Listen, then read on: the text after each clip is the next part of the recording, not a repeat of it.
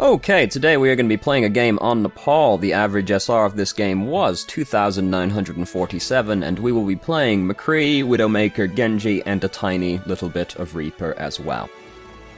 You might notice that today's video is a clip from a very long Twitch VOD. This was sent in by a gentleman named Fox, a very long-time viewer. I'll link his Twitch channel in the description. Do go check him out if you would be so kind. And if you're interested in Overwatch, which you probably are, I would assume. Also, our current team composition is Winston, D.Va, Tracer, McCree, Lucio, and Mercy. So it's a very Season 5 team comp, if you catch my drift, full dive, basically. We've got the Winston, D.Va, Tracer combo, the other DPS that just goes along with it, and the Lucio, which is very important, and the other support that goes along with it, in this case Mercy. Which is fair enough because she can sit back and damage boost us when she has nothing better to be doing with her time. Because it's always a bit awkward if it's like Tracer, Genji, and then you have a Mercy, because, well, the Mercy doesn't really want to be going in and boosting them, really, unless she also wants to die with them. So, we're starting out with McCree. We do switch quite quickly in this round onto Widowmaker, and we're starting out on Sanctum, as you may have noticed since we're in Sanctum. Be careful of the Sonic Arrow. So, we immediately go and stand right on the point as McCree. We don't really want to do that on Sanctum, because this point is generally the scariest place you can stand on a King of the Hill map, or in general, really. But Sanctum is just a box inside of another box, so you are being threatened from every angle, basically. I mean, even over here, because they can still just pop out at you if they're flankers, or, I mean, you know, Roadhogs come out of here, it's not all that surprising. So we don't really want to stand on the point, because it's very scary as a long-range hero. If we can stand on the rim, so if we're playing like McCree, Soldier, Widowmaker, as we do in a little bit, Zenyatta, we'd rather just hang out on the rim and shoot at people instead, because then we can just threaten the entire space from our side of the rim. McCree's not so good at, like, firing from his side of the square to the other side of the square, because his fall-off starts kicking in at that point. But even still. And you can go and, like, fight over the area overlooking the point over here, which is usually a pretty good way to spend your time, because you can get control of that point. It's a lot easier to just take the point. We don't want to come and stand on the point, is the moral of the story, because it's very scary to stand here. We are McCree, so we do have more ways to defend ourselves than most. However, Hanzo just throws his skill onto the point and gets a kill out of it, so, you know, that's just part of the fun of playing against Hanzo, you know. So we're going to change to Widowmaker right now, and there's not going to be too terribly much to say about this particular part of the game, because we don't really talk about aim or anything like that, and we do, for the most part, just hang out on the back of the rim shooting at people. So now we will sit and watch as we shoot at people. We do hit people. He's better at Widowmaker than me, I can tell you that much. D.Va's already got her ultimate, so that's built up pretty quickly. They've got a Torbjorn, by the way, so that's very exciting for them, isn't it? Hanzo's there, threw his skill at the Tracer's feet, but she's got the sound barrier on her, so it didn't pay off. So we just got winged pretty bad right there. We're down at 75 hit points. We've just called out that we're back here when we want healing. That's all well and good and all. But then we keep fighting the Hanzo as well. Like, pick up the health kit behind you, because you're hanging out at 75 hit points. He can one-shot you now. I mean, Hanzo can one-shot you anyway, to be fair, but now he can one-shot you with a body shot. So he throws his skill over here and gets us with the skill instead. So, you know. But it's like, go pick up the health kit. You don't want to make it even easier for Hanzo to kill you by hanging out at 75 hit points, because then a body shot's going to kill you. Calling out for healing is all well and good and all, but like, don't then keep fighting the guy. So we've come back over here now. Our team has still managed to keep control of the point this entire time. So now it's very awkward to play Widowmaker at this moment in time, because they're kinda over there right now, and there's kind of a wall in the way, so it's very difficult for us to actually, like, get very much done right here. Do, like, put your Venom Mine somewhere. Like, if we shot our Venom Mine out, like, when we got here at, like, one of the doorways over here or over there, like, it'd be off cooldown by now. And it's the kind of thing where it's better to have a Venom Mine out than no Venom Mine out at all, because we've basically just been waiting to actually get an opportunity to shoot at somebody. So we have used Recon Visor. Had to think for a second there, and had to fight a very strong urge to say Tac Visor. So that fucking sucks for them over there. God damn, doesn't that just feel bad to watch? They're all dead now. And, so, we do our best to pick somebody off, but our whole team is dead, so we're going to go for a tactical suicide, because we're almost certainly going to die right now. Good idea. Because they were just going to come over here and bully us, so we deny them the ult charge, which is good. Probably wasn't really worth using Recon Visor right there, seeing as we knew where they were all going to come out of, and it was going to be difficult to get a shot in on one of their heads, even with Recon Visor, since they were coming through such, like, a tight clusterfuck of an area. But I'll be perfectly honest with you, I don't play very much Widowmaker, so I'm not 100% certain on when the best times to use Tac Visor are. I used to play Reinhardt until that was no longer allowed, so believe it or not very good at Widowmaker. So Hanzo is looking to use his skill right there, it looks like, since he was looking straight at the ground. Molten Core is currently happening because they have a Torbjorn on their team, which is, again, very exciting for them, I know.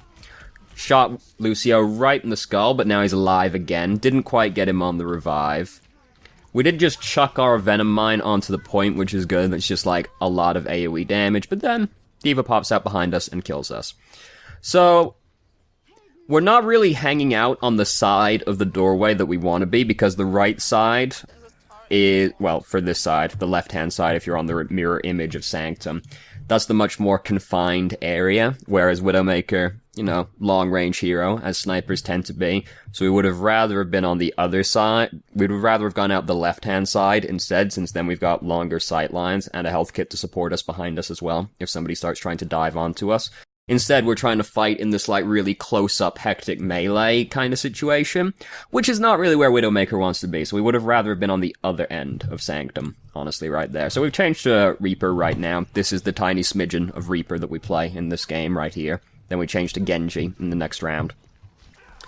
So, here we see the, this is post-buff, by the way, so Reaper's currently a hero in the game, though you probably figured out by the fact that there is, no Roadhog anywhere in sight. So, I love new Reaper. Oh, the lifesteal feels so good. So, we haven't got very much time left, so we're just sort of standing here shooting in at them. Tracer's managed to stick somebody, but it was only Torbjorn, so, you know, it's not anybody too exciting. And, oh no, doesn't that fucking feel bad right there. And poor Mercy.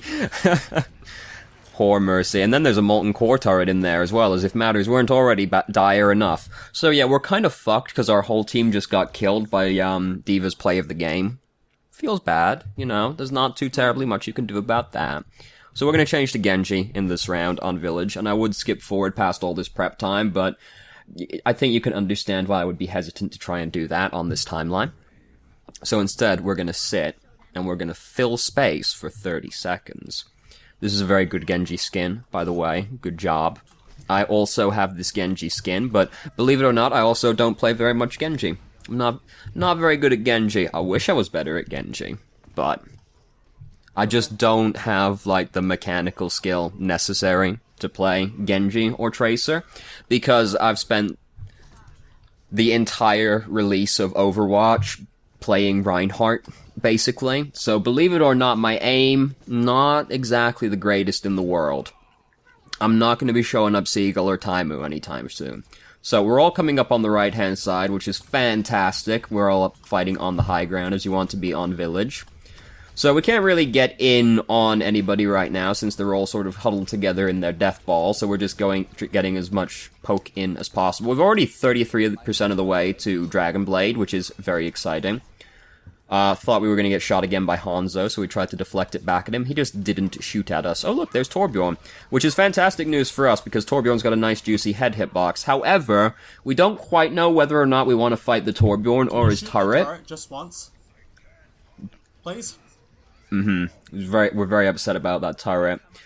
Really, we don't want to hang out right there, because the enemy team could collapse on us pretty easily. Like, either, like, try and get the Torbjorn, that's fair enough and all, but, like, as soon as the Mercy tethers to him, it's gonna be too difficult to kill the Torbjorn at that point, unless we can just, like, throw 3 shurikens right into his giant head hitbox. Isn't it amazing how Torbjorn can be so small, yet his head hitbox is so gigantic at the same time?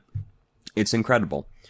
So, as soon as the Mercy tethers to him, I would have just given up, because it's going to be too difficult to kill him at that point. And, well, I guess you could also deflect a shotgun blast back into his face, but that's not exactly consistent either. So I would have just given up as soon as the Mercy tethers to him. It's just too difficult to kill him, and too easy for the enemy team to collapse onto you. But if you don't want to back out, if you're really committed to killing the Torbjorn, just either commit to the turret or him. Like, we were a little indecisive, and it just led to us not doing very much. So, our team over here, not exactly doing very well right now. We're coming over here to break the turret. That's, I mean, all well and good and all, somebody's got to do it.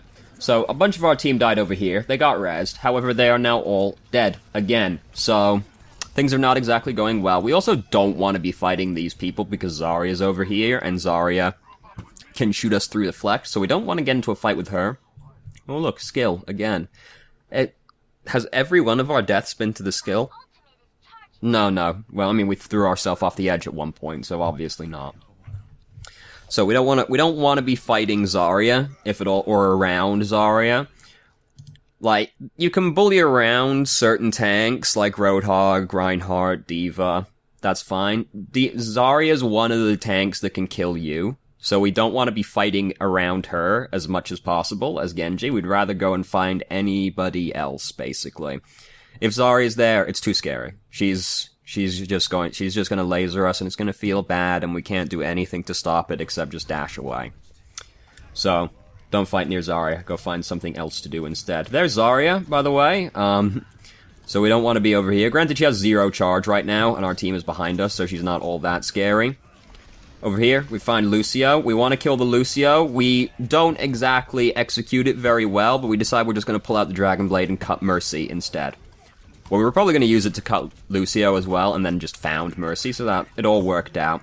Now we're very low. Now we're not very low anymore, because Transcendence just happened over there. I was wondering for a second what suddenly Spike healed us so much, because I didn't actually hear him use it. So we dashed in there, got some kills, everything went fantastically. It wasn't exactly the cleanest kill mechanically, but we got there in the end. And we don't really talk about mechanics because, I mean, I can't really tell you how to fucking aim a shuriken better, can I? So, it all worked out in the end. We're 30% of the way to another Dragon Blade, which is very exciting. It is very sad we don't have an Ana on our team to nano boost us, because Nano Blade's pretty scary. But you can't have it all. We do at least have a Zenyatta now, who does work well with flankers since he can heal them out of line of sight.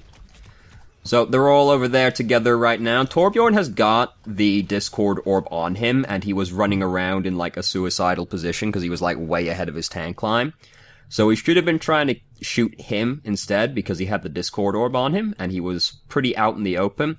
Instead, we're, like, firing at, like, these people over here, which is, I mean, fair enough. But Torbjorn's pretty easy to hit, actually, and he had the Discord Orb on him, so usually the person with the Discord Orb on them is the most... That felt real good right there, didn't it? Didn't that feel just real nice? Usually the person with the Discord Orb on them is the one that we want to be focusing, and Torbjorn's also, like, easy to kill. So Torbjorn's here with us right now, as we're doing this. Lucio is really hard to kill as a flanker, actually, unless you are really, really good at aiming. So, rather than trying to kill the Lucio, I would try and kill the Torbjorn that was there instead. Because Lucio can't heal somebody through something quite the same way that Mercy can, and Torbjorn's gonna have trouble killing us because he has a fairly slow projectile weapon. So rather than trying to kill the fairly hard to kill Lucio, I would have just killed the much easier to kill Torbjorn, or tried to anyway. Let's not say I would have killed him, because I personally would have probably missed every single shot and killed nothing. But we should have been trying to kill Torbjorn instead, because he's much easier to kill. Then we could move on to the much harder to kill Lucio, but he wouldn't have the Torbjorn there to actually help him.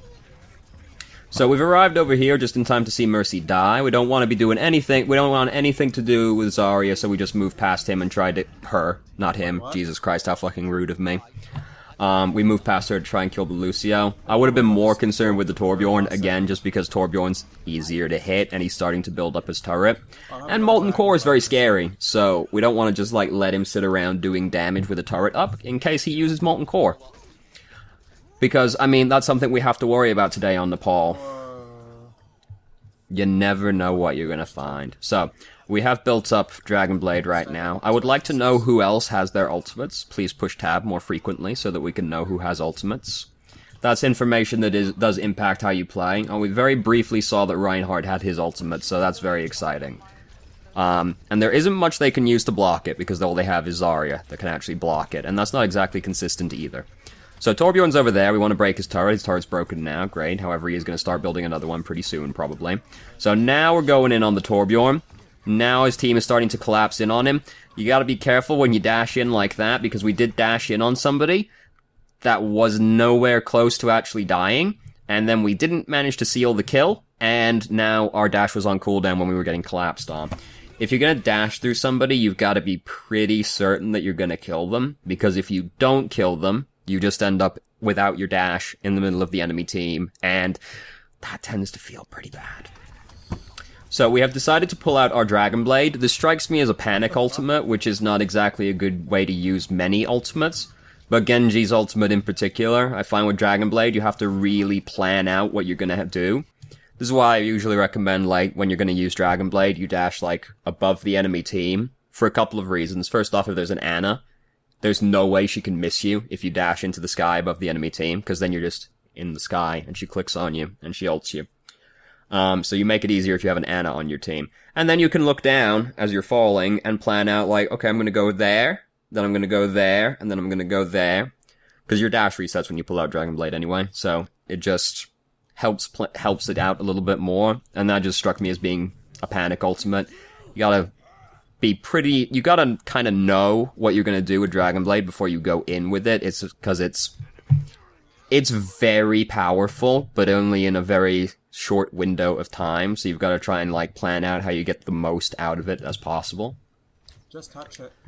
So, we don't get to touch it. Feels bad, man. We changed to McCree. There's Hanzo. Skill. Once again. Throw your skill on the floor and see what happens. Oh, dude, I'm with you. So, now we're going to play on the last round. Yes, this does only go 3 rounds. It's not exactly been going very well. Like, the first round, I don't think there's anything we could have done to prevent it, because, every fight we lost that round was because our team got obliterated by D.Va's ultimate. Well, and Zarya's ultimate as well, let's be fair. So, there's not a lot you can really do about that one, unless you're going to be playing Roadhog and do the hero hook into the pit. But who's playing Roadhog this day and age? Oh, God. Oh, that's so last season. Just like Reinhardt. Look at this loser playing Reinhardt. Okay, so we're playing McCree now. McCree's a good hero. Now that they've nerfed Roadhog and the meta has gotten much more dive-heavy, I actually think McCree is a better hero than Soldier at this point. Because, I mean, he just does more damage. I mean, he's always done, like, more burst damage, but now Soldier does less damage, and Soldier is worse at getting dove than McCree is. Not that McCree is, like, wants to get dove on or anything, but he's better at defending himself than Soldier is. So we've managed to get here first, which is great. That means we get to set up. We are trying to shoot this here Toblerone. We don't actually manage to shoot the Toblerone. There goes Winston. We've broken his turret. We've roll in. Got the Mercy in the end. Okay, that was kind of scary. There we go. Now, we've managed to pick off 2 people right there. Feels good, man. So, I mean, this is what happens on Shrine if you get there first and the enemy team isn't even up the staircase yet. Especially since we have a Reinhardt, we get to just sit here, and they're just trying to walk along this big open plain towards us, and it's just not working out for them right there. You know, partly because they don't have a Reinhardt to push into us, and partly because they have a Toblerone. So we see, in the kill feed, that our Reaper just got killed with Hanzo's skill. So we're doing this, hold on. So, Reaper just got killed by Hanzo's skill, but we didn't, like, see it happen, so that means it probably happened over on the right-hand side. Unless we did see it and it just totally escaped me, but I didn't see anything happen, so it's over there somewhere. So that means that we currently are getting flanked by a Hanzo and a Mercy, which is not exactly... Oh no, the Mercy's in there now. We're being flanked by Hanzo, which is kind of spooky. Okay. Now, I wouldn't recommend that high noon, because you do it pretty much out in the open. Like, yeah, Reinhardt comes over and starts blocking for you, but I don't think we knew that was going to happen. So, I think most of the time, if the Reinhardt doesn't react in time, I think you just get blown up and killed for doing that. So I wouldn't really recommend that one. But it worked out, because we actually ended up getting a kill with it, which is absolutely incredible. That's so much more than you usually get out of high noon. Oh god, I've taken everything away. There we go. So, we got killed right there by Zarya, because they kind of just walked up the staircase at us, and we were right here, and then we got killed very suddenly. So, I mean, all you can really do about that one is note that they're coming up quicker, and then fall away quicker, rather than hanging out as they're coming up the staircase, because we don't want them to be right on top of us still. But we were also looking around like, what? Where's Hanzo? Because that was getting called out to us. So, yeah. All you can do is fall away quicker on that one, because we did just get blown up as soon as they got to the top of the staircase. So we're waiting for our team to regroup right now. Our team has regrouped, that's great. We are starting to walk up this route at them, but at least we have a Reinhardt that we can go up there with. Also, we have an Ana now that we're not playing Genji, so isn't that cool? So, we're in the Graviton. D.Va doesn't have her ultimate. Oh, she did have her ultimate. Well, maybe she built it up right there, because I don't know. That's a very odd timing. I assume she, like, didn't quite have it and then got it right there. So, we didn't all get killed by it, but we did just lose Lucio to it, and we lost Reinhardt as well. So, Reaper did that, which isn't a very good use of company resources either. We're pretty fucked right now. We should just be trying to get away because we're gonna die. We died. We were probably gonna die even if we started trying to get away anyway, but as soon as we lose Lucio and Reinhardt, I'm just backing up, trying to get out of the fight at that point, because if you lose 2 people and the enemy team is still reasonably healthy, or like completely fine, yeah, you're gonna lose the fight, barring exceptional circumstances, which I guess Reaper thought he was gonna be the exceptional circumstance. He was not. So, we're back here now. We have High Noon, that's cool. High Noon's a pretty bad ultimate though, so we're not exactly that concerned about it. Reaper's just killed Toblerone's turret, but he's probably rebuilding it right now. Reaper's going in with his nano boost. He doesn't have his ultimate. We decide we're going to use High Noon. Unfortunately, D.Va was right next to us. So we ended up just having to just sort of throw it into the ether. Where is their Mercy? So we're asking where Mercy is right now. That's not, like, we don't want to be doing this, because now we're starting to, like, try and flank as McCree. Like, it's not really our bag. And then we just get... Where's their Mercy? Like, that's not our problem, really. That's, like, Reaper and D.Va's problem, more than it is you, because they're better at diving backlines than you are.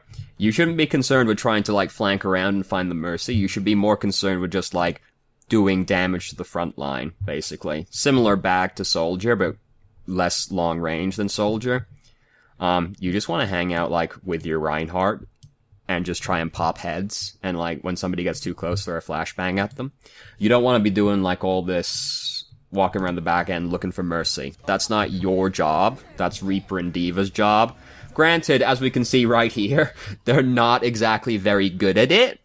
It took 2 of them together and they still lost Reaper, but it's just not your bag. You don't want to be worrying about that. You should just be doing what McCree is good at, which is frontline fighting, basically. So, as you can see, we're currently fucked. And we didn't...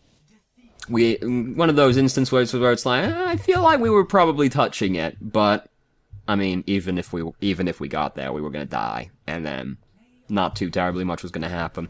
Oh, that's so strange. I wasn't expecting D.Va to get play of the game. How weird.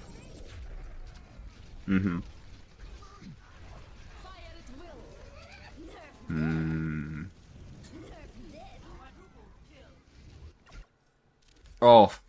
I like how it barely even included the play because it started that early in. So, there weren't really any, like, huge recurring issues that stood out to me that much. Don't stand positioning on McCree, I suppose. Don't stand, like, on the point on Sanctum. Just stand on the rim, because that's what you want to be, being a more long-range hero. Not like it's like close to mid-range. He's not mid to long range like Soldier is, but you're still better off on the rim because it's harder to get to you. You can just threaten the whole area. Your supports are also going to usually be hanging out on the rim as well with you. And McCree is very good at protecting supports because you flashbang the flanker and then you kill the flanker, We don't have Roadhog anymore, so McCree's kind of the only one that really does that anymore, the whole CC the flanker thing. Because, Roadhog, just hooks someone and then doesn't kill them. So that kind of defeats the point of CCing the person to kill them, doesn't it? If you can't then kill them. So position more further back as McCree. Don't do the weird flanking stuff that we were doing towards the end of that round. I mean, at that point we were probably like, oh, fuck it, basically. But don't do that. That's not your bag. Similar to Soldier, but closer range, you're more concerned with, front line damage. Because getting to the back line is very hard as McCree. And when you get into the back line, you usually just die. Maybe you kill someone, but then they just turn around and kill you. And target prioritization with Genji, I would say, is a little bit weird. I mean, it's you're focusing the support, yeah, because you're going for the Lucio. It's just Lucio is hard to kill as a flanker unless you're a god. So if you're fighting, if it's a Lucio next to somebody like Torbjorn, who is actually very easy to kill, the Lucio can't do much to help the Torbjorn, so you might as well just kill the Torbjorn, because he's so much easier to kill. And then you can try and kill the Lucio now that he doesn't have any help from a DPS. And also just generally killing people is pretty good. You want to kill people as quickly as possible. Torbjorn's so much easier to kill. So those are the big key points anyway. So, thank you very much for watching if you did. If you have any questions, feel free to ask. I'm more than happy to answer. And hope you found the video helpful.